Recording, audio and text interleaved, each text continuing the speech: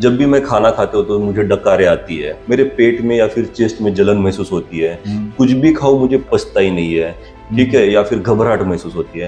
As a ले person क्या सोचता है कि अगर मैंने घर में यही सारे जन खाना खा रहे हैं तो मेरे सिस्टर को गैस्ट्रिक इश्यूज हो रहे हैं बट मुझे नहीं हो रहे हैं। तो घर पे समझो फॉर एग्जांपल 5 लोग हैं, 5 लोगों का परिवार है, 5 लोगों के परिवार में एक ही समय पे सभी को गैस्ट्रिक इश्यूज नहीं होंगे। कभी कभी लोग बोलते हैं कि मुझे खाने के बाद मोशन जाना होता है, कुछ लोग बोलते हैं कि सर मुझे 2-2, 3-3 दिन मोशन ही नहीं आती है बिल्कुल भी। नमस्कार डॉक्टर साहब, कैसे हैं आप? नमस्कार अश्विन जी, बढ़िया बढ़िया, आप बताइए। बहुत अच्छा है। आजकल जो हम बातचीत अदरवाइज भी करते रहते हैं ना कि डाइजेस्टिव डिसऑर्डर बहुत ज़्यादा बढ़ते जा रहे हैं, तो हम आज इसके बारे में एक नॉर्मल जो लेमेन्स अप्रोच है, क्योंकि बहुत सारे आम लोग मेरे से भी मिलते हैं ड्यूरिंग आवर कंसल्टेशन प्रोसेसेस, तो बेसिकली ये डाइजेस्टिव डिसऑर्डर्स बढ़ रहे हैं यही है। और बहुत सारे जो हेल्थ कंडीशन है उसकी जड़ भी डाइजेस्टिव डिसऑर्डर्स हैं। तो what is your opinion on it?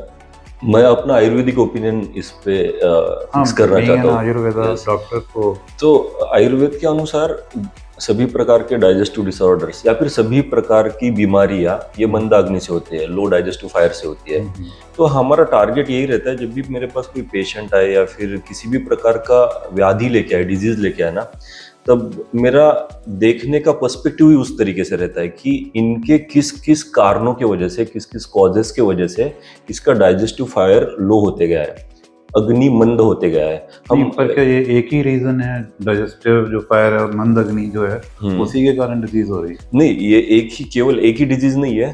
अगर हम बहुत सारे शारीरिक मतलब फिजिकल और मेंटल डिसऑर्डर्स देखें तो कहीं ना कहीं कोरिलेट होते हैं मंदाग्नि के कारण ही। और आयुर्वेद ने स्पष्ट किया है, मंदा अग्नि सर्व रोग अनवपी, मतलब सभी प्रकार के रोग ये मंद अग्नि से होते हैं, लो डाइजेस्टिव फायर से होते हैं। तो आप कभी भी संबंध लगाओगे, आपका शारीरिक और या फिर मानसिक अवस्था में कुछ भी बिगाड़ हो रहा है, तो आपका जो डाइजेस्टिव पार्ट है, आपका डाइजेस्टिव एरिया है, इसको आयुर्वेद ने महास्त्रोतस भी बोला है। मतलब जो सभी प्रकार के स्त्रोतस है बॉडी में, उसका महान जगह वो है। और आमाशय को हमारे मुख्यतः आमाशय को मतलब स्टमक एरिया को हमारे लिए बहुत ज्यादा प्राधान्यता दी है, इंपॉर्टेंस दी है कि अगर यहाँ पे कुछ गड़बड़ी हो रही है तो आपके फिजिकल और मेंटल इश्यूज डेफिनेटली स्टार्ट होंगे। नहीं, पर डॉक्टर साहब आम आदमी जो है ना, उसको ये इतना ज्यादा कि अग्नि है, महास्त्रोतस है, ऐसा कुछ समझ नहीं आता है। आम आदमी एक बड़ा ही सिंपल एक डेली लाइफ में अपना उठता है, सुबह कोई चाय पिया, हो गई लस्सी पिया, खाना वाना खाया, वो उसकी दिनचर्या है ना, उसकी दिनचर्या में ही वो चलता आ रहा है। और धीरे धीरे क्या देखता है कि वो बीमार होने लगता है। और एक ही फैमिली के डिफरेंट लोग जो है डिफरेंट तरह की कंडीशंस के साथ सफर करते हैं। राइट। तो सभी को मंदाग्नि ही होती है सेम फूड खाने से, या मंदाग्नि को मतलब ऐसा हम समझें कि किसी की बाय बर्थ ही ऐसी प्रॉपर्टीज होती हैं कि उसकी डाइजेस्टिव फायर लो है? किसी की बाय बर्थ तो ये प्रॉपर्टी होती नहीं है। ठीक है, हम आयुर्वेद के अनुसार देखते हैं कि 3 दोषों की बात होती है सभी जगह पे, कि वात दोष, पित्त दोष, कफ दोष। इन तीनों भी दोषों का जो इम्बैलेंस होता है ना, वो इमीडिएटली अग्नि को मंद करने में इम्पैक्ट करता है, वो मंदा अग्नि उत्पन्न करता है, तो उससे मल्टीपल डिजीज हो जाते हैं। तो फॉर एग्जाम्पल अगर आप सोचो कि वात दोष प्रधान है, वात मतलब रुक्षता है, वायु है, गैस है समझ लीजिए आपके बॉडी में, और वो गैस को अगर किसी भी प्रकार से डिफिकल्टी आ रही है बॉडी में ट्रैवल होने के लिए, वायु ट्रैवल करने वाला है, तो उसको अगर कहीं पे भी डिफिकल्टी आ रही है तो अग्नि को भी डिफिकल्टी क्रिएट कर रहा है। तो अग्नि को वो डिफिकल्टी क्रिएट करेगा तो वो मंदा अग्नि फॉर्म हो जाएगा। मंदा अग्नि फॉर्म हो जाएगा तो उस अकॉर्डिंगली डिजीजेस होंगे। समझो अगर वात प्रधान कोई व्यक्ति आहार लेता है, मतलब फूड लेता है, वात प्रधान मतलब जैसे गैसियस जो फूड्स बहुत ज्यादा है। मैं आपको एग्जांपल के तरीके से बताता हूँ। जो जमीन से नीचे उगने वाली जो सब्जियां है, जैसे आलू है, अरबी है, मूली है, ठीक है, बहुत ज्यादा लोग आपने सुना होगा कि मूली के पराठे खाने के बाद मेरे पेट में गैस हुआ है, बोलते हैं ना, बहुत ज्यादा बोलते हैं। आलू के पराठे खाने के बाद गैस हुआ है, क्यों कारण है? क्योंकि ये जमीन से नीचे उगने वाली जो मोस्टली सब्जियां है, ये वात कारक है, वात बढ़ाने वाली है, गैस बढ़ाने वाली है। लोग तो समझते हैं गाजर बहुत हेल्दी है और खाते हैं, वो भी जमीन के नीचे। मूंगफली है, पीनट्स में बहुत सारे लोग बोलते हैं बहुत अच्छी प्रॉपर्टीज हैं, तो वो सारे वात कारक, ये वात कारक है, डेफिनेटली वात कारक है। सभी के लिए वात कारक है या किसी के लिए? नहीं, अभी देखिए हम प्रकृति का अगर विचार करते, किसी व्यक्ति का स्वभाव का विचार करते हैं ना, तो सामान्यतः उसकी जो नॉर्मल स्वभाव है, उसकी नॉर्मल प्रकृति उसकी बाय बर्थ डिसाइड होना शुरू हो जाती है। तो हमारे आयुर्वेद में प्रकृति परीक्षण के बहुत सारे पॉइंट्स हैं। तो वो प्रकृति परीक्षण में हमने डिसाइड किया, फॉर एग्जांपल मैंने डिसाइड की कि आपकी प्रकृति कफ प्रधान है, कफ प्रकृति वाले व्यक्ति हो। अगर कफ कारक मतलब कफ वर्धन करने वाले या फिर कफ को बढ़ाने वाले शरीर में हमने ऐसा डाइट ले लिया तो आपकी प्रकृति के लिए वो विघातक है, वो इमीडिएटली रिएक्ट करते और काम करते हैं। अगर मैं कफ कारक खाता हूँ, समझो फॉर एग्जांपल मैं पित्त प्रकृति का या फिर वात प्रकृति का हूँ और मैं कफ कारक खाने के बाद इतना ज्यादा इम्पैक्ट नहीं होगा, ठीक है, तो वो एक समय लेगा। अगर वात कारक कोई व्यक्ति कंटिन्यूअसली आलू के पराठे रोज ही खा रहा है, एक ना एक दिन तो उसका गैस बढ़ेगा और वो गैस अग्नि को इम्पैक्ट करेगा, मतलब उनके डाइजेस्टिव फायर को इम्पैक्ट करेगा और उसी अकॉर्डिंग मल्टीपल डिजीजेस क्रिएट करेगा। दैट इज वात कारक डिजीजेस होंगे। डॉक्टर साहब मुझे ना इसमें थोड़ा और लेमेन्स अप्रोच में जाना है कि एक पर्सन है वो जब से पैदा हुआ है कुछ उसका जो डाइजेस्टिव सिस्टम है और डाइजेस्टिव सिस्टम तो भगवान ने उसे एक हेल्दी डाइजेस्टिव सिस्टम के साथ पैदा किया। कोई रहता है जिसमें कोई व्याधि होती है, तो अब वो जो पर्सन है अगर वो नॉर्मल खान पान कर रहा है वो स्टेज कौन सी जब जहाँ जाके वो खराब हो जाता है उसका डाइजेस्टिव सिस्टम? हम जब भी किसी व्यक्ति का एनालाइज करते हैं, उसकी हिस्ट्री टेकिंग करते हैं या फिर सभी चीजें करते हैं, तब उसमें नहीं क्या हम उसका एज पूछते हैं, वय पूछते हैं, उसका उम्र पूछते हैं। Okay, why age is so important? क्योंकि एज के अकॉर्डिंगली दोषों की विभिन्नता है। जो मतलब बाल्यावस्था है, जब एकदम तरुण थोड़े से अवस्था में आता है व्यक्ति, बाल अवस्था में रहता है कुछ पर्टिकुलर एज में, समझो फॉर एग्जांपल 18 ईयर्स 20 ईयर्स तक, उस अवस्था में वो कफ कारक मतलब कफ प्रधानता रहती है उसके शरीर में। उसके बाद कुछ मिड जो एज रहता है हमारा, उसमें पित्त प्रधानता रहती है और जैसे जैसे एज कम होती जाती है, सॉरी एज बढ़ती जाती है, वो वात प्रधान अवस्था में आ जाता है। तो ये दोष ऑलरेडी बॉडी में कहीं ना कहीं तो एक्यूमुलेट होना शुरू हो जाते हैं और उस समय के अनुसार अगर हमने खाने का या फिर हमारे जो आहार का परहेज नहीं किया, हमने पथ्य का पालन नहीं किया, तो बड़ी डिफिकल्टी होनी शुरू हो जाती है। मैं आपको एग्जाम्पल के तरीके से बताता हूँ। समझो फॉर एग्जाम्पल कोई व्यक्ति है, पित्त प्रकृति का व्यक्ति है और वो तरुण अवस्था में आ गया है जहाँ पे पित्त प्रधानता होने के चांसेस उसको ज्यादा है और बहुत लंबे समय से वो फ्राइड फूड खा रहा है, तो उसका पित्त एग्रीवेट होगा और उसको हाइपर एसिडिटी या फिर एसिडिक रिएक्शन, गैस्ट्राइटिस, GERD ये समस्याएं शुरू होना स्टार्ट हो जाएगी। तो ये एक बड़ा कारण है। मतलब आयुर्वेद क्या है ना, विभिन्नता से देखता है, हर व्यक्ति की अलग अलग प्रकृति है। आयुर्वेद में चरक ने, आचार्य चरक ने सूत्र स्थान में, आपने स्थानों के नाम सुने होंगे, तो सूत्र स्थान में पहला अध्याय में बताया कि पुरुषम पुरुषम विक्षेते। हम अगर डॉक्टर एज अ डॉक्टर किसी की ट्रीटमेंट भी करनी है तो पुरुषम पुरुषम विक्षेते मतलब क्या, अलग अलग पर्सन के अकॉर्डिंगली हमें लाइन ऑफ ट्रीटमेंट डिसाइड करनी होती है। फॉर एग्जाम्पल आप, everyone is different. Yes everyone is different, line of treatment जो है सबका डिफरेंट। यस डेफिनेटली, क्योंकि आपकी एनाटॉमिकल बॉडी डिफरेंट है, फिजियोलॉजिकल चेंजेस डिफरेंट है, राइट? तो हर एक व्यक्ति डिफरेंट है, उसी अकॉर्डिंगली हम लाइन ऑफ ट्रीटमेंट डिसाइड करते हैं। तो इस समय पे हम सभी दोषों को एनालाइज करते हैं, उसकी अवस्था को एनालाइज करते हैं, उसकी एज मतलब उसकी उम्र को एनालाइज करते हैं एंड देन वी डिसाइड कि हाँ एग्जैक्टली हमें इस प्रकार की लाइन ऑफ ट्रीटमेंट इसमें रखनी है।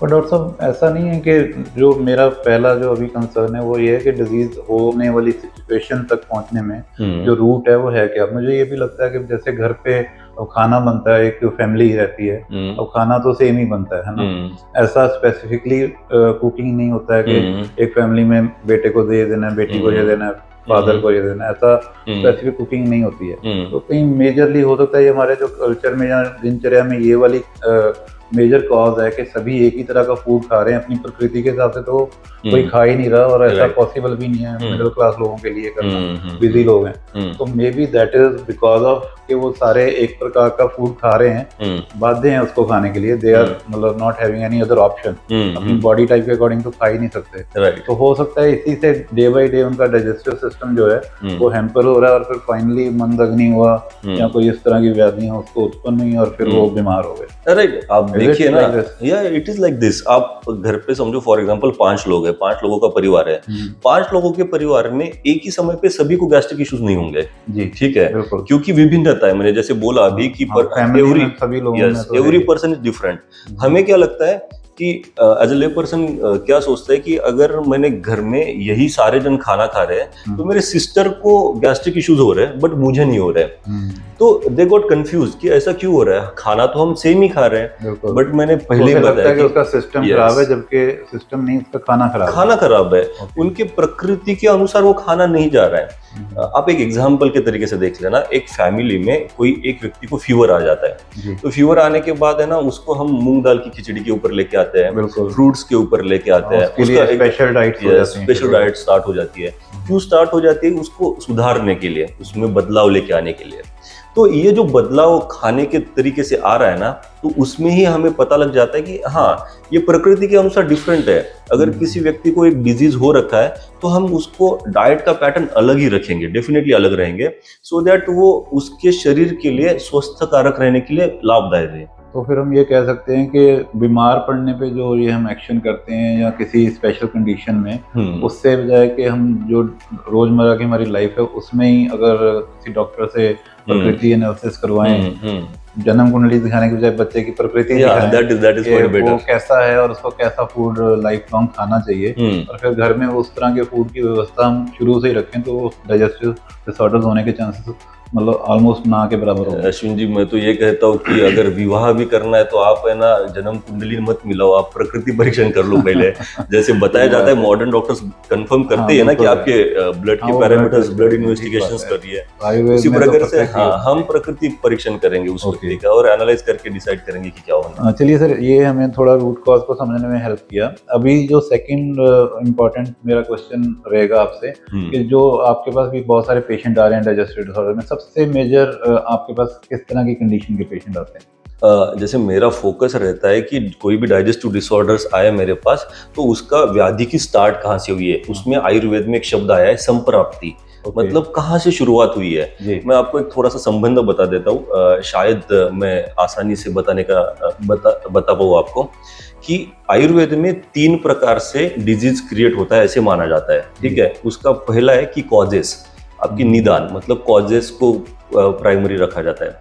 सेकंड है दोष, मैंने जैसी बात की आपको कि 3 दोष को प्राधान्यता दिया जाता है या फिर इंपॉर्टेंस दिया जाता है, दैट इज वात पित्त कफ। और थर्ड है दुष्य, मतलब धातु है कि हमारा शरीर ना सभी प्रकार से कैसे बनता है। ये देखिए, पहले एक रस नामक धातु मतलब लिक्विड अपने बॉडी में क्रिएट होता है, उसके बाद रक्त मतलब ब्लड क्रिएट होता है, उसके बाद मांस मतलब मसल क्रिएट होती है, उसके बाद मेद मतलब फैट क्रिएट होता है, रस रक्त मांस मेद, उसके बाद वो मेद जहाँ पे ढक रहा है दैट इज अस्थि, अपने बोन्स, दैट इज अस्थि। देन मज्जा, बोन मैरो इज आर मज्जा। देन शुक्र, हम कंसिडर करते हैं ये शुक्र ना सभी शरीर में रहता है। अगर बेसिक लैंग्वेज में बोला जाए तो फीमेल में जैसे मेंस्ट्रुअल साइकिल हो जाती है और formation of ovum egg create हो जाती है, दैट इज कॉल्ड एज शुक्र। और मेल में यू कैन कंसिडर एज सीमेन, ठीक है, वीर्य। तो इस तरीके से फॉर्मेशन है। तो आप देखिए कि ये जो स्टार्ट हो रहा है, हमने कुछ भी फूड खाया तो स्टार्ट हो रहा है रस धातु से लेके शुक्र धातु तक। तो एक पूरा एक प्रोसेस है, रस धातु से लेके शुक्र धातु तक स्लोली चला जाता है। हम उसको खले कपोत न्याय या फिर केदार कुल्या न्याय के साथ कंसिडर करते हैं। तो ये स्लोली शुक्र धातु तक चला जाता है। तो आप कंसिडर कीजिए कि किसी व्यक्ति ने अन्न का सेवन किया है जो कि योग्य है, तो उसका रस धातु अच्छा उत्पन्न होगा, तो रस धातु रक्त को भी उत्पन्न करेगा। अंत में उसका शुक्र मतलब सीमेन या फिर ओहम बहुत ही अच्छे फॉर्म में क्रिएट होगा। तो इसी वजह से उस फूड का बड़ा इंपॉर्टेंट है। और वो फूड जा कहाँ रहा है? आपके स्टमक में, आपके पेट में जा रहा है। तो इस वजह से उस पेट को बहुत ज्यादा महत्व है, क्योंकि आपके सभी चीजें, 7 भी धातु है, उसी फूड के ऊपर अवलंबित है। नहीं, मैं ये कह रहा हूँ, ठीक है, ये बिल्कुल हम सही समझ रहे हैं। पेट की जब बात आ रही तो जो सबसे ज्यादा मेजर डिजीज आजकल सोसाइटी में प्रिवेलेंट है वो क्या है? आपके पास डाइजेस्टिव डिसऑर्डर्स के पेशेंट बहुत सारे आ रहे हैं। जैसे मेरे पास जब भी डाइजेस्टिव डिसऑर्डर्स के सबसे ज्यादा पेशेंट्स आते हैं, वो बेसिक कुछ सिम्टम्स लेके आते हैं अश्विन जी। डायग्नोसिस तो करना हमारा कर्तव्य है। वो बेसिक जैसे कि सर गैस बन रही है पेट में बहुत ज्यादा, कहीं पेट के पर्टिकुलर एरिया में दर्द हो रहा है, मुझे महसूस हो रहा है, मुझे बार बार मोशन जाना पड़ रहा है। कभी कभी लोग बोलते हैं कि मुझे खाने के बाद मोशन जाना होता है। कुछ लोग बोलते हैं कि सर मुझे 2-2, 3-3 दिन मोशन ही नहीं आती है, बिल्कुल नहीं। जब भी मैं खाना खाते हो तो मुझे डकारे आती है, ठीक है, बहुत ज्यादा डकारे आते हैं। मेरे पेट में या फिर चेस्ट में जलन महसूस होती है। कुछ भी खाओ मुझे पचता ही नहीं है, या फिर कुछ भी खाने के बाद मुझे इरिटेशन फील होती है पेट में। ठीक है, या फिर घबराहट महसूस होती है, दिस टाइप ऑफ सिम्टम्स वो लेके आते हैं मेरे पास, और मैं उसी तरीके से पूरा ही एनालाइज करके, जैसे मैंने बताया कि प्रॉपर हिस्ट्री टेकिंग में हमें पता लग जाता है कि उसको किस किस चीज़ों में बदलाव मिल रहा है, हमें उसके कॉजेस क्या है, उसके दोष कौन से एग्रीवेट हुए हैं, और उसका धातु मतलब दुष्य कौन सा खराब हुआ है, उसी accordingly then we will decide कि ये गैस्ट्रिक इशू ज़्यादा फॉर्म होते हैं। तो मोस्टली गैस्ट्रिक इश्यूज में गैस्ट्राइटिस, GERD, हाइपर एसिडिटी, उसके बाद IBS, IBD, ये समस्या लेके लोग मेरे पास सबसे अधिक आते हैं। ओके, तो सर जो ये है, आप बता रहे थे कि आयुर्वेद के हिसाब से ये सारे ही डिसऑर्डर जो है उनका एक मेजर कॉज है मंदग्नि। राइट। जो मॉडर्न साइंस है वो समटाइम्स, क्योंकि मैंने बहुत सारे पेशेंट्स नेचुरोपैथी में भी हमारे पास कंसल्टेशन के लिए आते हैं, नेचुरोपैथी ट्रीटमेंट के लिए आते हैं, तो देखा है कि वो मोस्टली जब वो एलोपैथी में गए होते हैं मॉडर्न साइंसेस में, तो वहाँ पे वो उनको कुछ कह लीजिए एंटी डिप्रेसेंट दे दिया या कुछ इस तरह की, जिससे माइंड जो है वो रिलैक्स हो। और वो बोलते हैं कि गट ब्रेन कनेक्शन है, माइंड बहुत जब अपसेट होता है, स्ट्रेस्ड होता है, डिप्रेशन रहता है, तो उसके कारण डाइजेस्टिव डिसऑर्डर्स आते हैं। तो वेयर दिस थ्योरी कनेक्ट्स, मतलब वो थ्योरी और ये थ्योरी आयुर्वेद, क्योंकि है तो साइंस ही है, तो कैसे ये कनेक्शन? आप देखिए कनेक्टेड है, समहाउ बहुत ज्यादा कनेक्टेड है। मैं भी यही मानता हूँ कि आपका गट का नर्वस सिस्टम आपके सेंट्रल नर्वस सिस्टम के साथ जुड़ा हुआ है, डेफिनेटली जुड़ा हुआ है। अभी मैं आयुर्वेद के भाषा में आपको समझाने की कोशिश करता हूँ। देखिए, जो कोई भी व्यक्ति अन्न खाता है, हम बोलते हैं ना, जैसे खावे अन्न वैसा होता है मन, ठीक है, राइट। तो ये मन क्या है? ये मन है आपका ब्रेन, आपका मनोवस्त्रोत, मनोदुष्टि, ठीक है। अगर आपके खाने में किसी भी प्रकार की गड़बड़ी आई है, ये मन को या फिर आपकी मानसिक अवस्था को दुष्ट तो करेगा, मतलब खराब तो डेफिनेटली करेगा। तो फिर से आप देखिए, आपके डॉट्स कनेक्ट हो रहे हैं। जैसे आपका मन पहले खराब होगा या पेट पहले खराब होगा? तो आप देखिए ना, अगर आहार की वजह से हो गया तो आपका पेट खराब हो रहा है, तो वो मन का दुष्ट कर रहा है। और जो लाइफस्टाइल डिसऑर्डर्स के साथ आने वाले लोग हैं, मतलब जिनकी दिनचर्या में बहुत ज्यादा स्ट्रेस है, एंजाइटी है, बहुत कारणों की वजह से, फाइनेंशियल स्ट्रेस है, फैमिली स्ट्रेस है, रिलेशनशिप स्ट्रेस है, इमोशनल स्ट्रेस है, बहुत प्रकार के जो ये मानसिक रीत्या वो लोग परेशान हैं, उसके कारण भी अग्नि दुष्ट हो रहा है। मैं आपको उसका सिद्धांत तो जोड़ के बता देता हूँ। जैसे मैंने अभी धातु की बात करी है ना, तो पहला धातु हमने फूड खाने के बाद कौन सा उत्पन्न हो रहा है? रस धातु। तो रस धातु की दुष्टि क्या है? एक लक्षण आया रस धातु की दुष्टि में कि चिंता नामच्या अधिक चिंतनात, मतलब जो व्यक्ति बहुत ओवर थिंकर है, चिंता बहुत करता है, बहुत स्ट्रेस्ड है, बहुत डिप्रेशन में, उसका रस धातु दुष्ट होता है। और यहाँ पे हमने देखा कि डाइजेशन, मतलब कोई भी फूड खाया है हमने, अगर वो डाइजेशन प्रॉपर नहीं हो रहा है तो रस धातु पहले क्रिएट होगा।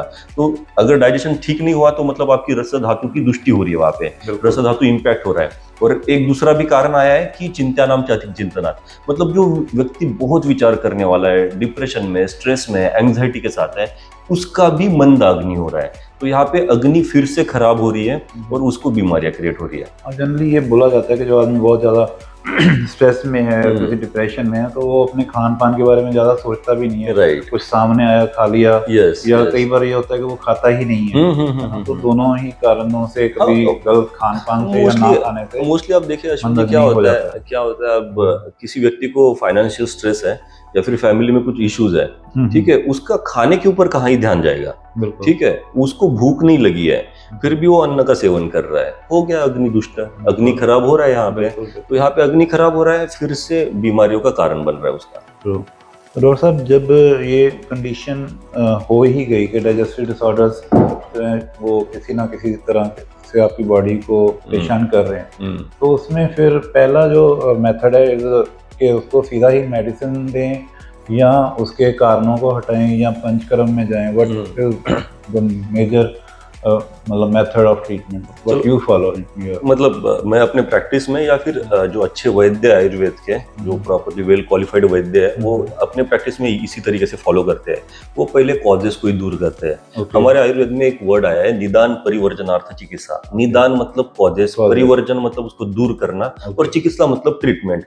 तो जो कॉजेस है उसको दूर करना है उसके लाइफ में से। जब हम किसी व्यक्ति की हिस्ट्री टेकिंग लेते हैं तो उसको मैंने पूछ लिया कि आप आलू के पराठे खा रहे हो, मूली का पराठा खा रहे हो, आप बाहर का फूड खा रहे हो, आप नॉनवेज बहुत मात्रा में खा रहे हो, फ्राइड फूड खा रहे हो, मैं उससे टिक करवा लेता हूँ कि ये चीजें खा रहा है। तो उससे मुझे एनालाइज होता है कि इन कॉजेस की वजह से उसको बीमारी हुई है, उन कॉजेस को मुझे हटाना है। तो निदान परिवर्जन that is the first line of treatment, हमें कॉजेस को दूर करना है। तो ये आपकी हाफ लाइन ऑफ ट्रीटमेंट है। लोगों के मन में ना आजकल अश्विन जी बहुत ज्यादा विचार है कि परहेज करना बहुत डिफिकल्ट टास्क है। आप इंडियन सोसाइटी में देखिए, हम बहुत फूडी लोग हैं, ठीक है, इंडियन कल्चर भी उसी प्रकार से है, बाहर के भी ऐसा ही है, कैसा ही है। अगर आप नहीं भी हो, someone is offering, Yes. so it is very hard to say no sometimes. हाँ, मतलब आप हम दोनों बैठे हुए हैं और मुझे सिर्फ आपका आदर तिथ्य करना है, आपका रिस्पेक्ट रखने के लिए मैं चाय पी रहा हूँ। हालांकि मुझे पता है ये चाय पीने के बाद मुझे एसिडिटी बहुत होने वाली है। आप तो बिल्कुल नहीं पीते। नहीं, मैं तो बिल्कुल नहीं पीता चाय। तो आप आदर नहीं करते? हाँ? आप आदर नहीं करते? नहीं, मैं आदर नहीं करता, बट मैंने तरीका ढूंढ लिया है उसको ना मना करने का। बहुत पोलाइटली मना कर देता हूँ, हाँ, मना कर देता हूँ कि हाँ, या फिर मेरा मन नहीं है, या फिर सर मुझे इससे दिक्कत होती है। तो आदमी बीमार होने से बढ़िया किसी को ना बोल दे तो ज्यादा बेहतर है। हाँ, बेहतर। और मोस्टली लोग ये नहीं कर पाते हैं इंडिया में, तो वो पीना स्टार्ट करते हैं साथ में, या फिर किसी भी प्रकार का फूड लेना स्टार्ट करते हैं, तो उससे फिर उनकी डिफिकल्टी स्टार्ट होती है। ऑब्लिगेशन जैसा लगता है कि नहीं, अगर मैंने नहीं खाया या पिया तो मेरे को ये लोग अपना पार्ट नहीं समझते हैं। somehow it is quite right, क्योंकि लोगों को लगता है कि ये हमें ग्रुप का हिस्सा नहीं मानेंगे, इस वजह से उनके माइंड में एक सोशलिज्म भी बड़ा एक पार्ट है हमारे इंडियन सोसाइटी में। और सर अगर बात करें फीमेल और मेल्स की, who are more prone to digestive disorders? No, we can't say exactly कि who are more prone to digestive disorders, but जैसे स्त्रियों का काम है, विमेन में मेरे पास बहुत सारी फीमेल आती है मोस्टली डाइजेस्टिव डिसऑर्डर्स को लेके, क्योंकि मैंने ये देखा है कि मेल किसी ना किसी तरीके से एक्टिवली वर्क करते हैं। अगर वो एडिक्टिव नहीं है किसी चीज के लिए, मतलब वो अल्कोहल, स्मोकिंग, टोबैको का कंजम्पशन नहीं है ना, तो अपना अन्न पचा लेते हैं, ठीक है, वो थोड़ा सा प्राधान्य देते हैं कि हाँ मैं वॉक कर लूँ, रन कर लूँ। स्त्रियों में क्या होता है, कुछ पर्टिकुलर एज की वीमेन जो है एक्सरसाइज करती है, अपना डाइट प्रॉपर तरीके से फॉलो करती है, बट कुछ स्त्रियों में, मतलब जैसे मिडिल क्लास फैमिली है, या फिर हमने देखा है कि वो घर में भी काम करना है, उनको अपना जॉब भी करना है, अपने बच्चों का भी पालन पोषण करना है, उसमें उनका आहार के तरफ या फिर अपने एक्सरसाइज के तरफ है ना ध्यान बिल्कुल भी नहीं है। उन व्यक्तियों में बहुत ज़्यादा डाइजेस्टिव डिसऑर्डर्स देते हैं। हम प्रिवेलेंस की बात अगर करें तो मुझे जितना दिखता है, अगर आयुर्वेदिक पर्सपेक्टिव से, मुझे स्त्रियों में ज़्यादा समस्या दिखती है। पेट में बहुत गैस होना, कॉन्स्टिपेशन होना, या फिर ये सारी चीज़ें। और जो मेल है, जो पुरुष है, जिनके रूटीन ही खराब है, ठीक है, डेली रूटीन में ही बहुत ज़्यादा डिस्टर्बेंस है, फूड में या फिर उनकी करियर में या फिर किसी भी तरीके से, तो उनमें भी मुझे बहुत ज़्यादा डाइजेस्टिव डिसऑर्डर्स दिखता है। पर जनरली ऐसा भी तो हो सकता है कि जो आजकल तो खैर इतना ज़्यादा हमारा कल्चर डिफरेंट हो गया कि सभी बीमार ही हो रहे हैं, बच्चे भी बीमार हो रहे हैं, मेल फीमेल की बात नहीं करें, पर men they are mostly into the field, they are into कई तरह के ऑब्लिगेशंस और कई तरह के डिफरेंट एटमॉस्फेयर्स में जाते हैं, वहाँ खाना खाते हैं, कोई रोड साइड पे ही खाना पड़ रहा है काम के कारण। तो मेरे पास तो जनरली जब डाटा आता है तो उसमें निकलता है कि men are more problematic with their digestive system. देखिए, मैंने आपको बताया ना, वेरिएशन है इसमें। उनका ट्रीटमेंट भी I think is tough because they are not able to stay away from certain things ना। मतलब फीमेल्स आप घर पे हैं, अगर उन्होंने आपने बोल दिया कि चलो ये नहीं खाना है, तो they somehow can manage it. Men they are in the field, they are working, तो हो सकता है उनके लिए मुश्किल आती हो। डॉक्टर साहब, नेक्स्ट जो है कि जब मेडिसिन की बात आती है तो डाइजेस्टिव डिसऑर्डर्स जब होते हैं ना, तो बहुत सारे लोग घरेलू उपाय करते रहते हैं, मतलब दर्द हुआ तो अजवाइन खा ली, गैस हुई तो नाभि पे कोई हींग लगा दिया, ऐसा कोई पुदीना जो है उसका कुछ खा पी लिया बना के, चटनी वगैरह। व्हाट यू थिंक, ये किस हद तक ठीक है कि अपने आप से खुद से अपना ट्रीटमेंट कोई नेचुरल भी अगर कर रहे हैं तो क्या is it okay? It is quite okay अगर वो एक्सटर्नली एप्लीकेबल है, इंटरनली कुछ उनका इंटेक नहीं है। देखिए, गूगल प्रचंड बढ़ा हुआ है, जैसे हम भी यूट्यूब के ऊपर बिल्कुल। बहुत सारी वीडियोस नहीं, प्रोवाइड हम करते जब हैं लोगों वीडियोस के लिए। करते हैं तो हम कोई ऐसे जनरलाइज्ड स्टेटमेंट नहीं, नहीं राइट, देते हम हैं जनरलाइज स्टेटमेंट नहीं कि देते सभी और के देना लिए भी नहीं चाहिए। सभी के लिए ये ठीक है, ऐसा तो डेफिनेटली, हाँ, definitely नहीं करते। देना ही नहीं चाहिए। हम बड़ा ही क्लियर है, हाँ। जबकि मैं यूट्यूब के ऊपर बात करता हूँ तो मैं बड़ा क्लियर रहता हूँ हाँ। कि अगर कोई व्यक्ति ठीक नहीं हो रहा है तो उसके पीछे बड़े सारे कारण हो सकते हैं। उसके पीछे डॉक्टर एक कारण नहीं हो सकता, उसके पीछे बहुत सारे कारण हो सकते हैं। डॉक्टर ने उपचार आपका योग्य तरीके से किया है, आपकी ट्रीटमेंट तो फिक्स करी है, बट उसने उसके साथ आपको बताया कि ये डाइटरी पोर्शन आपको रखना है। अगर वो आप फॉलो नहीं कर रहे हो तो वो कितना भी आपको मेडिसिन दे, कुछ भी ट्रीटमेंट करे, तो आप ठीक नहीं होंगे। पर सर एक अभी आपसे बात करते करते मेरे दिमाग में आई थॉट कि बहुत सारे लोग, क्योंकि गूगल है ना, यूट्यूब है, इस पे सब बैठे कुछ ना कुछ बात कर रहे हैं, इसको फॉलो करते हुए मतलब बिकॉज नेचुरोपैथी कहिए या आयुर्वेद कहिए, योगा कहिए, इसका प्रचार बहुत हो रहा है, तो लोगों के दिमाग में कहीं ना कहीं ये आता है कि भी इन्होंने बोला कि सुबह उठ के पानी पीना चाहिए बहुत सारा, कोई बोल रहा है कि सुबह उठ के घी का और करेले का जूस पीना चाहिए, तो कोई लोग बोलते हैं कि सुबह सुबह जो है हमें वो गर्म पानी में शहद और नींबू डाल के पीना चाहिए। तो ये सारी चीजें, वो सुनी सुनाई चीजें सोसाइटी के तरफ मतलब आ रही हैं और वो लोग मोस्टली फॉलो करने लग गए हैं, तो उसके कारण डाइजेस्टिव डिसऑर्डर्स हो सकते हैं कि नहीं हो सकते? जरूर हो सकता है अश्विन जी। आप देखिए, कभी आप बताइए, अगर आपने कभी किसी का सुन के, बड़े लोग बोलते हैं कि मैं अजवाइन का पानी पी रही हूँ, मैं ये 3-4 चीजें मैं पीता हूँ, या फिर ये कर दो, खीरे का पानी पीता हूँ, वो समस्या नहीं लेके आते। अगर वो अजवाइन का पानी पी ही रहे हैं, उनको गैस्ट्रिक इशू कुछ भी नहीं है, तो वो मेरे पास आके बता क्यों रहे हैं कि सर मुझे ये प्रॉब्लम हो रहा है? तो इट मीन्स कि वहां पे डाइजेस्टिव डिजीज है, कुछ ना कुछ तो इम्पैक्ट हो रहा है। कुछ भी जो आयुर्वेद में ना कुछ पथ्यकर आहार का वर्णन किया है, सिर्फ ये चीजें आप निरंतर खाओगे ना तो आपके बॉडी के लिए वो अडेप्टेबल हो जाएगी। बट अगर आप समझो आपके डाइजेशन को अच्छा रखने के लिए बड़ा ही गर्म तरीके के स्पाइसेस वाला वाटर पी रहे हो, तो कहीं ना कहीं जाके वो एक दिन तो एसिडिटी क्रिएट करेगा ही, आपको गैस्ट्रिक ट्रबल करेगा। तो जब वो गैस्ट्रिक ट्रबल करेगा तो पेशेंट बोलता है कि सर मैंने ये चीज करने के बाद भी मुझे प्रॉब्लम हो रही है। तो मेरा कहना ये रहता है कि उसकी मात्रा कितनी है, मतलब हम कितनी अमाउंट में लेना चाहिए, कितने समय में लेना चाहिए, वो डिसाइडिंग फैक्टर डॉक्टर का है। समझो मैं यहाँ पे चेयर पे बैठ के आपको बोलूँ कि अश्विनी जी आपको सुबह आपके लंच में खीरा तो जरूर ही लेना चाहिए, ठीक है, कट करके सैलेड लेना चाहिए।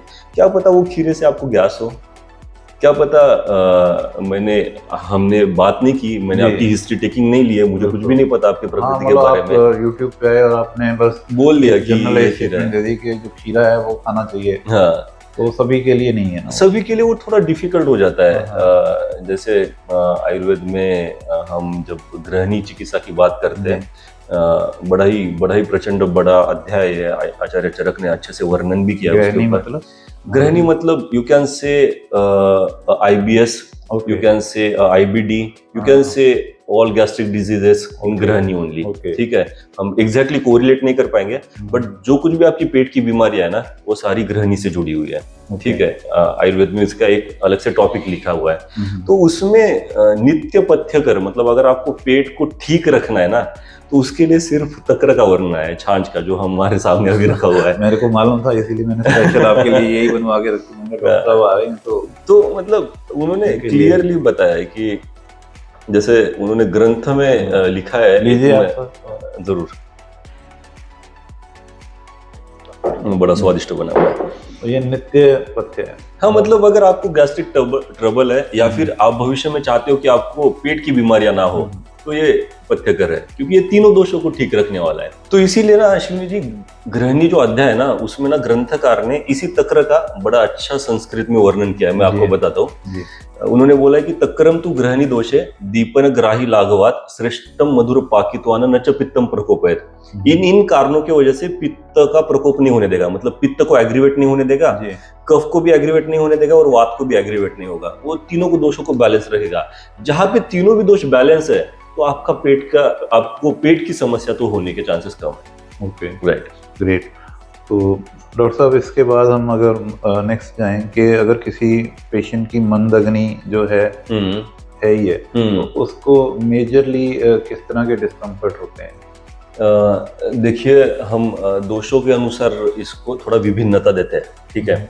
अगर वात दोष के कारण उसका अग्नि खराब हुआ या फिर वात बढ़ाने वाली जो फूड है या फिर राजमा चना, हाँ राजमा है, चना है, आलू जैसे बताया आलू है, मैंने, पराठे वगैरह अरबी है, खाना है, आलू अरबी है, हाँ मूंगफली है, ठीक है, ये जो वात बढ़ाने वाले जो फूड है इनके वजह से अगर अग्नि खराब हुआ, उसका डाइजेस्टिव फायर खराब हो गया, तो उस प्रकार के वो सिम्टम्स दिखाएगा। जैसे पेट में गैस हो रहा है, पेट में दर्द हो रहा है। जो दर्द है ना, ये पूरा लक्षण वात का है, ठीक है। कहीं पे भी शरीर में दर्द हो रहा है तो वो वात के कारण ही हो रहा है, ये समझ लेना है हमें। कहीं पे भी, आपके सिर में भी दर्द है वात के कारण है, आपके शोल्डर में भी दर्द है वात के कारण है, आपके पेट में दर्द है तो वात के कारण है, ठीक है। वायु जो है वो वायु अपसेट है, ठीक है, आपका वात दोष अपसेट है।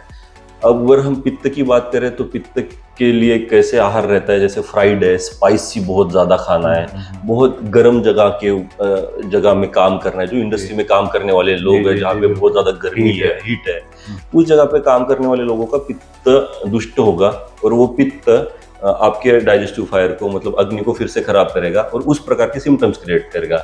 जैसे कि उसको एसिडिटी होगा, उसको बर्निंग सेंसेशन होंगी, ठीक है, इस प्रकार के उसके सिम्टम्स आ जाएगी। उसको बार बार प्यास लगेगी, हाथ और पैरों में से गर्माहट निकलेगी, सिर में भी गर्माहट महसूस हो जाएगी। इस प्रकार की सारी सिम्टम्स पित्त के अनुसार होती है। अगर हम कफ की बात करें, कफ मतलब क्या, जो बहुत मीठा खाने वाले लोग हैं, ठीक है, ये लोग बहुत पसंद है मीठा लोगों को, जिसमें चीनी की मात्रा बड़ी अधिक है। जो डेयरी प्रोडक्ट्स बहुत ज्यादा मात्रा में खाने वाले लोग हैं, चीनी डाल के या फिर किसी भी प्रकार के, ये एग्जाम्पल के तरीके से वो आपका कफ बढ़ाएगा और वो कफ, एग्रीवेटेड कफ, आपको अग्नि को खराब करेगा। फिर से उस अकॉर्डिंगली डिजीजेस क्रिएट होंगे। समझो आपको बार बार सांस लेने में डिफिकल्टी आ रही है, खांसी जुकाम हो रहा है, आपको बैठने के बाद उत्साह नहीं है, मतलब एनर्जी नहीं फील हो रही है, आलस्य है, उस प्रकार के सभी प्रकार के सिम्टम्स उसमें क्रिएट होना शुरू हो जाते हैं।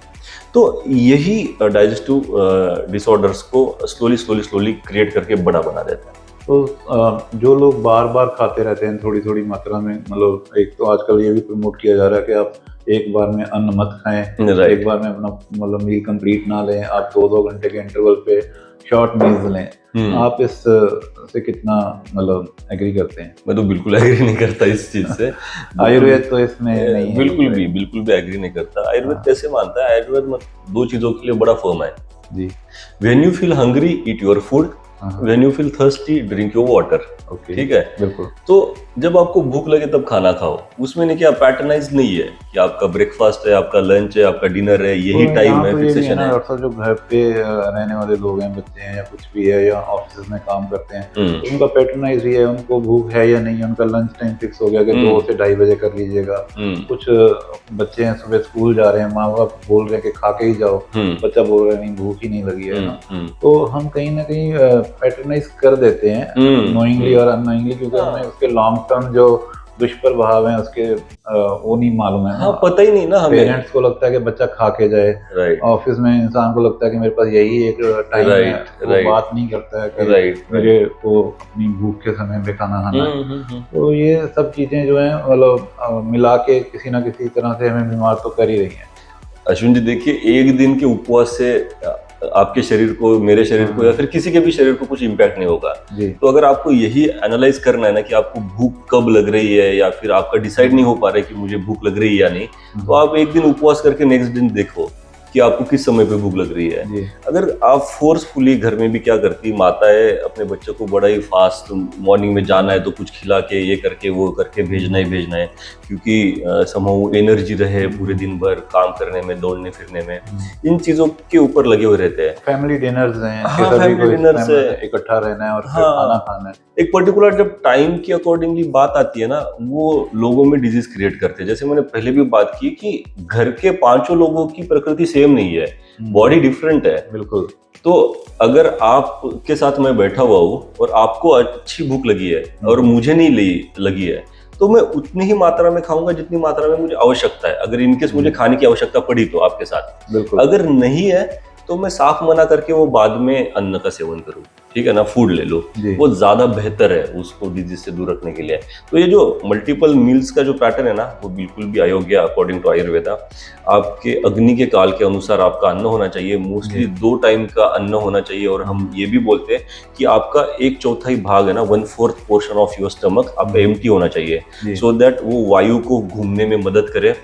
ये आप कंसिडर कर लीजिए कि वो डाइजेशन होने के लिए जो गैस्ट्रिक जूसेस है हमारे स्टमक के, वो फूड को ब्रेक डाउन करने में बड़ा ज्यादा हेल्प करेगा। अगर कम अमाउंट में फूड है, स्टमक फुल नहीं है आपका, तो कम अमाउंट के फूड के लिए गैस्ट्रिक जूसेस अच्छे से ब्रेक डाउन करेंगे ना, तो ज्यादा हेल्प होगा अन्न को पचने के लिए, फूड को डाइजेस्ट होने के लिए। अगर भरा हुआ है तो डिफिकल्टी होगी। बिल्कुल ठीक बात है डॉक्टर साहब। ये भी हम सोच सकते हैं कि जो खाना हम खा रहे हैं वो अपनी जैसी भूख है उसके अनुसार उतनी क्वांटिटी में खाएं, मतलब आम भाषा में या साधारण तौर पर राइट। उससे ज्यादा भी ना खाएं, अल्प भी ना खाएं। हाँ, मतलब अधिक बहुत ही कम ना खाए, बहुत ही ज्यादा ना खाए।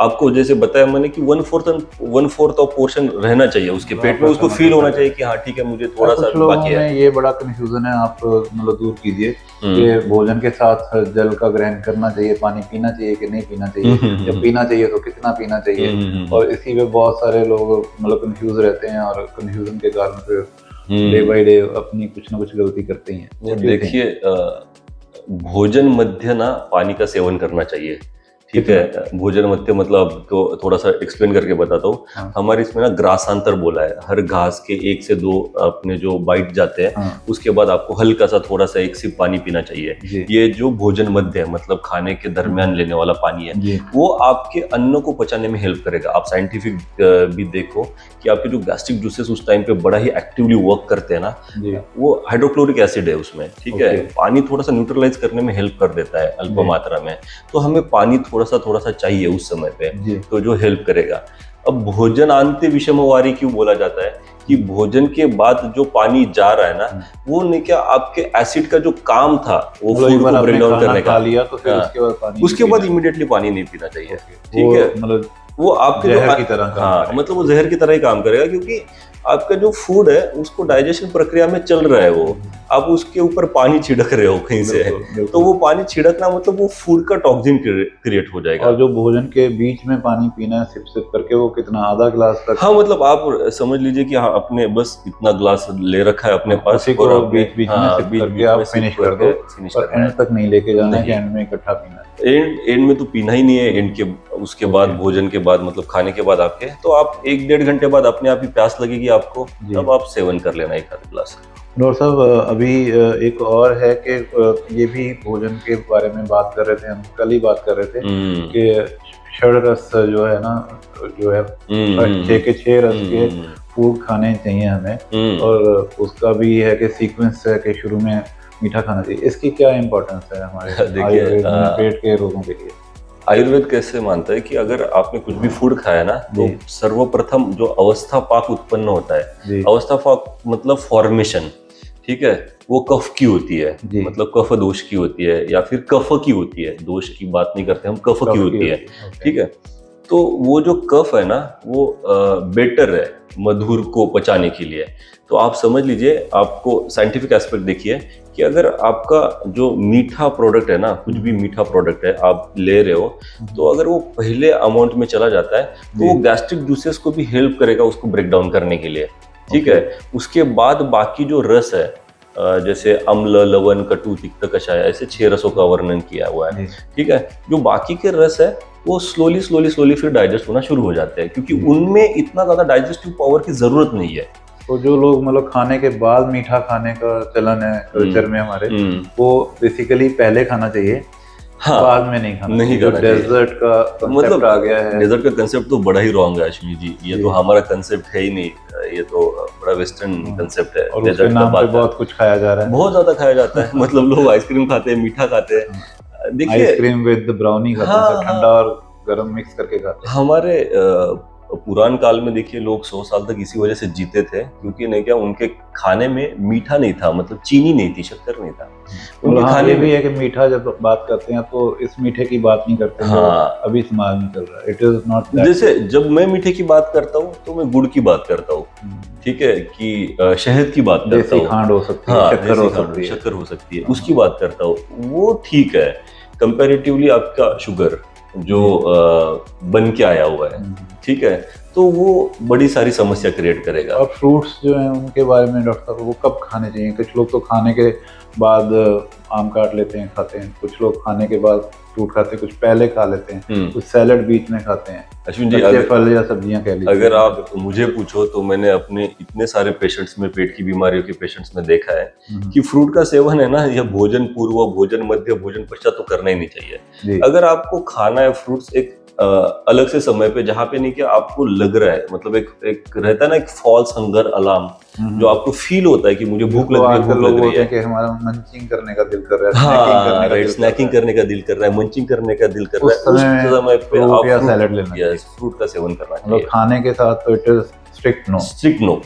ओके, वेरी इंपॉर्टेंट डॉक्टर साहब। और इसके बाद ये है कि दो मेजर प्रॉब्लम बहुत ज़्यादा कॉमनली लोगों को डिस्टर्ब करती हैं। एक तो जो हाइपर एसिडिटी है ना, मतलब बहुत ज़्यादा जलन होती है, और एक कॉन्स्टिपेशन, मतलब क्योंकि ये लोगों को मेंटली भी डिस्टर्ब करते हैं। क्योंकि आपको तो इसके लिए आप कुछ बताएंगे कि ये कैसे काउंटर कर सकते हैं, या इसके लिए सिर्फ आयुर्वेदिक ट्रीटमेंट? कुछ लोग वो मतलब मॉडर्न में तो सवेरे उठ के खाली पेट कैप्सूल खाते ही उनका मतलब धर्म बन गया, वो सुबह उठते सबसे पहले खा लेते हैं। कुछ लोग जो है क्योंकि वो कॉन्स्टिपेशन सफर कर रहे हैं तो रात को कोई ना कोई ऐसी मेडिसिन लेते हैं जिससे सवेरे पेट साफ हो। This is very common in society. तो इसके इस तरह की जब कंडीशन हो जाए तो खुद से कुछ करना चाहिए या डॉक्टर के पास आके प्रॉपर कंसल्ट करके ट्रीटमेंट लेना चाहिए? नहीं, बेटर है अगर आपको ना हाइपर एसिडिटी, मतलब एक एसिडिटी एक अवस्था है, हाइपर मतलब वो बढ़ गया तो आपको डॉक्टर की जरूरत है। तो आप किसी अच्छे आयुर्वेदिक डॉक्टर के पास जाके एटलीस्ट अगर आपको सच में मेडिसिन भी नहीं लेनी है तो उनसे डिस्कस कीजिए कि मैं आहार में या फिर मेरे डेली रूटीन में मैं कैसे पैटर्नाइज रखूं सो दैट कि हाइपर एसिडिटी ना हो, ठीक है, या फिर मुझे कॉन्स्टिपेशन ना हो। आपने दो चीजों की बात की, एक हाइपर एसिडिटी एंड कॉन्स्टिपेशन, दोनों भी विभिन्न है बट समहाउ रिलेटेड है एक दूसरे के साथ ही। आपका फूड यहाँ पे एसिडिक नेचर की वजह से डाइजेस्ट नहीं हो पा रहा है, इस वजह से हाइपर एसिडिटी हो रही है, वो नीचे चला जा रहा है और अच्छी तरीके से फॉर्म नहीं हो रहा है तो कॉन्स्टिपेशन क्रिएट कर रहा है, ठीक है। कॉन्स्टिपेशन भी दो प्रकार की है, किसी लोगों को हार्ड स्टूल आता है और कुछ लोगों को स्टिकी सा स्टूल आता है जो कि एक बार क्लियर जैसे फीलिंग नहीं है, इस प्रकार का कॉन्स्टिपेशन है। तो इन दोनों भी समस्याओं में मुझे लगता है कि पेशेंट ने आके या फिर किसी भी व्यक्ति ने आके डिस्कस कर लेना चाहिए। अगर उनको आयुर्वेदिक भी मेडिसिन नहीं लेनी है, एलोपैथी तो लेनी ही लेनी नहीं है, या फिर किसी भी प्रकार की मेडिसिन नहीं लेनी है, तो उन्होंने एटलीस्ट उनसे डिस्कस करना चाहिए कि मेरे डेली रूटीन में मैं क्या चेंजेस करूं सो दैट ये चीजें ना हो, या फिर क्या फूड लूं मैं। तो उससे उनको जरा अच्छे से रिजल्ट भी मिलेगा और आसानी भी होगी उसको समझने में। जी डॉक्टर साहब, लास्ट हम कंक्लूड ही करेंगे बट इसमें अभी भी दो बहुत इंपॉर्टेंट पॉइंट रह गए हैं। एक है role of exercise in your digestion and role of sleep in your digestion. तो पहले हम बात करते हैं एक्सरसाइज की, फिर सोने की बात करेंगे कि जो लोग बहुत लेथार्जिक रहते हैं या जिनका एक्टिविटी लेवल बहुत कम है, क्या उनकी डाइजेशन अच्छा खाना खाने के बाद भी हैम्पर हो सकती है? जो लोग एक्सरसाइज क्या जो मतलब नहीं एक्सरसाइज करते हैं या नहीं कर पाते हैं, मतलब they are not very active people, वो स्पेसिफिकली कोई एक्टिविटी ऐसी नहीं करते जिसको एक्सरसाइज बोलते हैं, तो खाना ठीक खाते हैं, तो उसमें उस कारण से उनकी एक्सरसाइज ना करने के कारण से डाइजेशन जो है वो खराब होने के चांसेस होते हैं? यस, डेफिनेटली होते हैं। देखिए, व्यायाम ना आपके डेली रूटीन का, मतलब एक्सरसाइज ना आपके डेली रूटीन का एक इम्पोर्टेंट पार्ट है। अगर आप सोचते हो या फिर बहुत सारे लोग मुझे ये बताते हैं कि सर मैं तो दिन भर अपना काम करता ही रहता हूँ, मेरा फील्ड वर्क है, वो आपके शरीर को अडॉप्ट हो चुका है, वो आपकी एक्सरसाइज नहीं है। आपको एक्सरसाइज के लिए पैटर्नाइज करना पड़ता है, समझो, समय निकालना। यस, अलग से समय निकालना पड़ता है। कुछ लोग बोलते हैं कि मैं रोज 1 किलोमीटर चलता हूँ, वो 1 किलोमीटर आपकी एक्सरसाइज नहीं है। आप एक समझ लीजिए, यस, आप अगर 1 किलोमीटर वॉक भी कर रहे हो, समझो कोई व्यक्ति मॉर्निंग वॉक 1 किलोमीटर कर रहा है, कोई व्यक्ति इवनिंग वॉक 1 किलोमीटर कर रहा है, तो ये स्टार्टिंग में ठीक है, बट वो 1 किलोमीटर को आपको हर बार अगले मीटर्स में गिनना है कि आपको बढ़ाना 10 मीटर बढ़ाना है और 10 मीटर बढ़ाना है और 10 मीटर बढ़ाना है। Then it is under Yes. exercise. ये पूरी तरीके से एक्सरसाइज में आ जाता है। और एक्सरसाइज करने से डाइजेशन इंप्रूव होती है। 100% इम्प्रूव होती है। हमारे आचार्य बताते हैं कि किसी भी व्यक्ति का अगर डाइजेशन प्रॉपर है, इम्प्रूव्ड है, उसका अग्नि ताकतवर है ना, तो वो पाषाण भी पचा लेगा, मतलब वो पत्थर भी पचाएगा। तो जो एक्सरसाइज करने वाले लोग हैं उनमें मोस्टली क्या होता है, उनकी जो बॉडी की एनर्जी की मेटाबॉलिज्म है ना, बड़ा ही एक्टिवली वर्क करते हैं। तो उनको वो फूड जितना भी वो खा रहे हैं वो फटाक से पच भी जाता है। मेरे पास कुछ पेशेंट्स आते हैं, ये बोलते हैं कि सर मेरा ब्रदर तो समझो ब्रदर सिस्टर है कोई, वो बोलते हैं कि मेरे घर में तो ये कुछ भी पचा लेता है, इसको तो कुछ भी नहीं होता है। समहाउ उसके पीछे एक्सरसाइज एक बड़ा पार्ट रहा है, उसके लाइफ का एक रोल रहा है। तो एक्सरसाइज की वजह से वो डाइजेस्टिव सिस्टम इतना स्ट्रांग होता है। मैं बहुत सारे डाइजेस्टिव डिजीजेस के पेशेंट्स को यही बताता हूँ। जैसे मेरे पास IBS का पेशेंट आता है, तो उनको मैं स्पष्ट करता हूँ कि आपकी एक्सरसाइज है ना, आपके डाइजेशन को बूस्ट करेगी, इम्प्रोवाइज करेगी, तो आपको फूड पचेगा, तभी आपके शरीर को लगेगा, ठीक है, तभी डाइजेस्ट हो पाएगा। तो ये चीज बहुत ज्यादा इंपॉर्टेंट है, एक्सरसाइज इज मोस्ट इम्पोर्टेंट। हाँ, ये जो हम मॉडर्न की भी बात कर रहे थे कि मेंटल जो स्ट्रेस है, डिप्रेशन, एंजाइटी है, उसके कारण भी मंदग्नि होती है। राइट। और वो लोग भी बोलते हैं कि एक्सरसाइज करने से बहुत अच्छे हार्मोन्स रिलीज होते हैं। डेफिनेटली और उससे आपका मेंटल स्ट्रेस कम होता है, एंजाइटी कम होती है। ये तो अश्विनी जी रिसर्च बेस है, बेसिकली ये डॉट्स कनेक्ट होते हैं। 100%। तो डॉक्टर साहब, जो स्लीप है, now we come to sleep, कि स्लीप भी पैटर्नाइज नहीं है लोगों की। वो कोई लेट सो रहा है, कोई लेट उठ रहा है, कुछ लोग नाइट ड्यूटी करते हैं, वो चलो मजबूरी है उनकी। तो स्लीप जो है उसका क्या रोल है डाइजेशन? सबसे बड़ा रोल है स्लीप का। मैं आपसे सुनना चाहता हूं। आचार्यों ने ना 3 स्तंभ बोले शरीर को ठीक रखने के लिए। ये 3 स्तंभ आपने कभी सुने होंगे। पहला स्तंभ है आपका आहार, जी बिल्कुल, ठीक है, मतलब योर फूड। दूसरा इंपॉर्टेंट स्तंभ है योर निद्रा, मतलब योर स्लीप, ओके, ठीक है। फिर तीसरा स्तंभ है ब्रह्मचर्य, मतलब हमें हमारी एनर्जी को अपने शरीर में रखना है, प्रिजर्व करना है, ठीक है। ये 3 स्तंभों वाला व्यक्ति 100 साल तक जिएगा। अश्विन जी, कुछ लोग ये ना समझ लेना सर कि निद्रा बहुत इंपॉर्टेंट है तो दबा के सो रहे हैं। नहीं, दबा के निद्रा का भी कुछ रहता होगा कि काल है, उसमें काल है। समझो क्या है, कोई नाइट शिफ्ट वाला व्यक्ति है, उसका जॉब तो नहीं छुड़वा सकते ना हम, तो हम उनको बोलते हैं कि आप दिन में सो जाना, ठीक है, एक्सेप्शन है उनके लिए कि दिन में इतना समय सो जाना, बट एटलीस्ट 6 आवर की निद्रा लेनी जरूरी ही है। मतलब प्रेफरेबली अगर नाइट की स्लीप मिले तो बेटर है, तो ज्यादा बेटर है, ज्यादा बेटर। और आप देखिए जो नाइट शिफ्ट वाले लोग हैं उनमें बहुत ज्यादा डाइजेस्टिव प्रॉब्लम्स या फिर हेल्थ रिलेटेड इश्यूज बहुत ज्यादा स्टार्ट हो जाते हैं जी। बट समहाउ उनके जॉब का प्रोफाइल ऐसा होता है कि उनको ये करना ही है या फिर इम्पोर्टेंट है, तो वो दिन में सोए, ठीक है। बट नींद लेना बहुत ज्यादा इंपॉर्टेंट है, नींद एक बड़ा कारण है। ऐसे लोग जो रात को जिनकी नाइट शिफ्ट मजबूरी है, उन लोगों को जरूर चाहिए कि वो एक बार डॉक्टर से कंसल्ट करके अपनी डाइट और अपनी बाकी चीजों को पैटर्नाइज करें, जिससे उनको ये डाइजेस्टिव डिसऑर्डर्स होने के चांसेस कम हो। अश्विन जी, मैं बड़ा ही सैद्धांतिक बात करने जा रहा हूँ, आप समझ लीजिए कि कोई भी व्यक्ति अगर हेल्दी रहना चाहता है तो वो एक बार आयुर्वेदिक डॉक्टर से जरूर मिले, ठीक है। उनको मेडिसिन नहीं खानी है, उनको कुछ भी नहीं करना है, पंचकर्मा ना करना है, कुछ भी नहीं करना है, बट उनसे एक बार मिले, सो दैट वो अपने शरीर की प्राकृतिक रचना पता कर पाए, ठीक है। उनको तब पता लगेगा कि यार एग्जैक्टली मुझे ये डाइट खाना है, मुझे इतना एक्सरसाइज करना है, मुझे ये भविष्य में प्रॉब्लम्स हो सकते हैं। तो एक बार एटलीस्ट स्वस्थ रहने के लिए, हम आयुर्वेद क्या बोलता है, स्वस्थ से स्वास्थ्य रक्षण, आतुर से विकार प्रशमन। बिल्कुल, हमें रोगी का विकार जो डिजीज है उसको ही ठीक नहीं करना है, जो हेल्दी व्यक्ति है उसको भी बहुत हेल्दी रखना है, भविष्य में बीमारी ना हो। मैं तो ये भी कहूंगा पेरेंट्स को कि जब बच्चे हैं उनको लेके एक बार डॉक्टर से मिलें जरूर, और आयुर्वेदिक वैद्य से ही मिलें, नॉट डॉक्टर, वैद्य के, और उनकी प्रकृति परीक्षण करवाएं और उनसे गाइडेंस लें कि इस